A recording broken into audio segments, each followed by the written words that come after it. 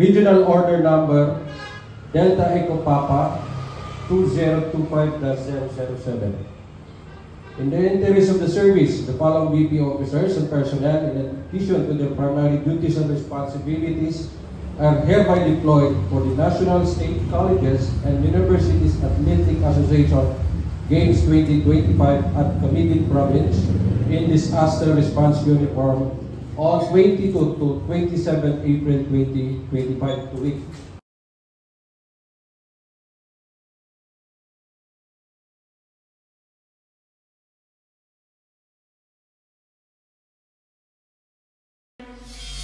For our Seabird team leader, Fire Superintendent Romeo L. Miranda. Members, Fire Senior Inspector Kenneth Ruiz, FO3 Joel Victor Tagailo, FO3 Fritz Norhon Sarsuelo, FO2 Hendres Braille Bulgo, FO2 Pat John Mata, FO2 Gerald Patrick Marin, FO1 Ryan Fred Mendoza, FO13 Richard Rubina, FO1 Romar Cabamo, and FO1 Noel Amodio. For our rescue team leader, Senior Inspector Dovel Tenebro, SFO1 Jake Louis Portal, FO3 Dave Daniel Dales, FO3 Don Mark Moises, FO2 Unimail Fred Humanon, FO1 Elijun Pancho, FO1 Mike Kyle Melendez, FO1 Jason Centillas, FO1 Edgar Iway Jr., FO1 Baby Jane Galarosa. That's for the rescue team. For our Hingog ambulance, will represent our AMS capabilities. Team leader, FO3 Cyril Caudor, FO2 Rosie Maitan, FO1 Anthony Ranan. And for our ambulance from Iligan, EMS from Iligan, we have the team leader, Sierra Lee Elaine Espanol, FO2 Allen Dino Reyes, and F1 Halani Maminta. For our first aid service team from Hingo, we have FO2 Liu Go, and the last but not the least, F1 Ryan Dog Pagali. All orders in consistent way dismodified presented are accordingly. Signed, Romel C. Trajo, Fire Chief Superintendent, PEP Regional Director. Thank you. Thank you, sir. And now, to deliver his message of guidance and support to our uniformed personnel, let us give a resounding applause to our Regional Director, Fire Chief Superintendent Romel C. Trajo. Sir. Take your seats.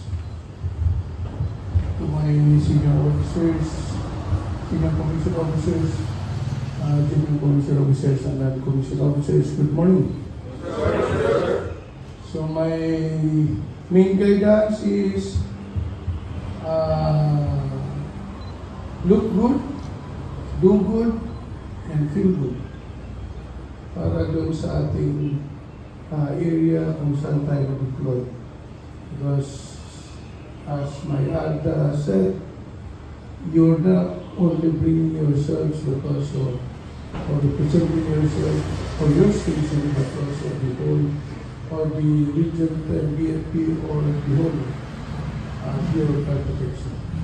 So remember, this is a national activity. The ISQUA is a national event, and so we must be prepared for any eventuality, because this is no longer an athletic meet for children. This is an athletic meet for adults na, mostly mga adults na to. And so, expect for the worst. That's why we must be prepared in providing assistance to injured athletes. Or kahit off sa competitions, maaaring meron pa rin mga kailangan ng assistance. So, as I said, kailangan ay proper ang grooming because you will be approaching patient, and dapat ay maayos ang pagsuot ng uniform. Okay? So, this is our second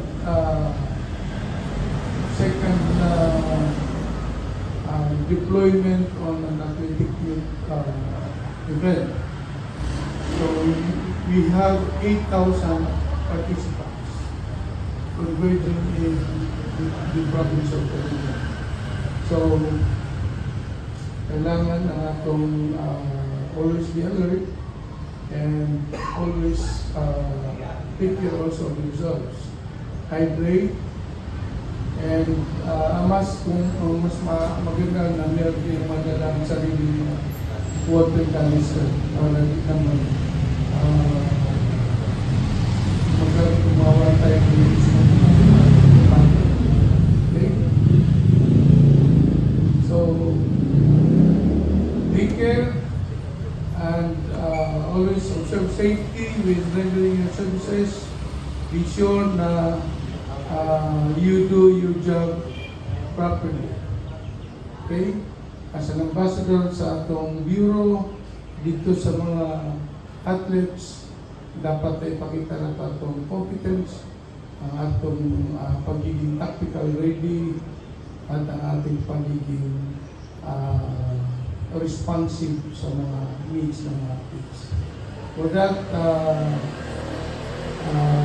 good luck and may God bless each one of us para sa kalampusan nini na deployment. Thank you very much.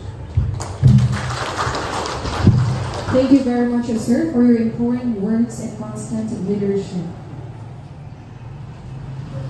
Let us now sing with honor and pride the BFP hymn.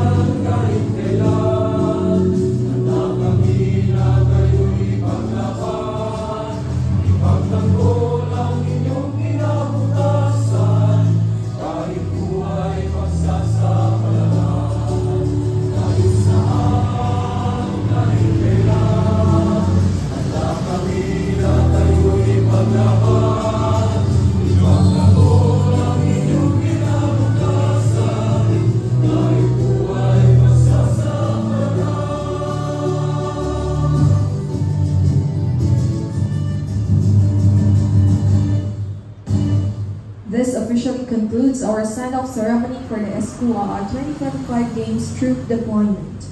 To our deployed personnel, as you carry out your duties, remember that you are not only securing the event, but also serving as ambassadors of Bureau of Fire Protection's broader mission. On behalf of BFP Regional Headquarters 10 workforce, we wish you a safe, successful, and meaningful deployment. Thank you, and may we all have a productive and blessed morning.